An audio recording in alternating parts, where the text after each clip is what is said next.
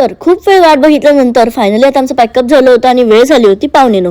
तसं पाहिलं तर कंप्लीट 12 तासांची आमची शिफ्ट होती आणि शूट चालू असताना चुकून मी माझे इयरपॉड्स कानातच ठेवले, जे ताईकडे ठेवायला दिले होते.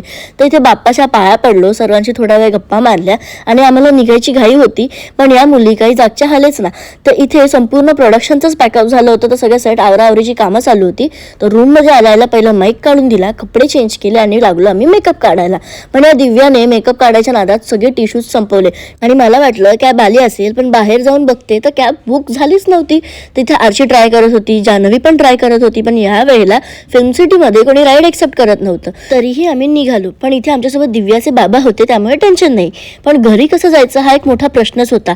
त्यामुळे प्रोडक्शनने एका आर्टिस्टला सांगून आम्हाला फिल्म सिटीच्या बाहेर एका हायवेपर्यंत ड्रॉप केलं.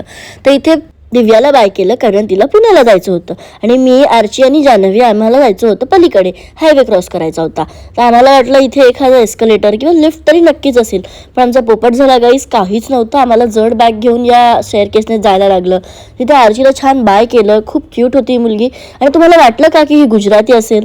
तर आता आम्ही दोघीच उरले होतो आणि आम्ही एक जणीला मागे सोडत गेलो. तर आता आम्हाला जायचं होतं गोरेगाव स्टेशनला ऑटोने. तर इथे आलो आणि बघितलं माझं तिकीट हरवलं होतं. मग मी पुन्हा तिकीट काढलं आणि लिटरली एस्कलेटरच्या शोधात आम्ही पूर्ण प्लॅटफॉर्म चालून मागे आलो, एवढ्या जड बॅग्स घेऊन. असो, इथे सुद्धा आमची मस्ती चालूच होती आणि बघू शकता इथे जास्त कोणी नव्हतं, तरीही आम्हाला भीती वाटत नव्हती. तर वर जाऊन बघितलं तर जान्हवीची विरार आणि माझी चर्चगेट गाडी लागली होती. तर आम्ही एकमेकींना मिठी मारली, बाय केलं आणि पुन्हा नक्की भेटू असं बोलून आलो प्लॅटफॉर्मवरती. समोर जान्हवीची गाडी होती आणि ही माझी गाडी आली. तर फटाफट ट्रेनमध्ये बसलो आणि ट्रेन पूर्ण खाली होती आणि आता परत कधी भेटू माहीत नाही, पण आजचा दिवस खूपच छान होता.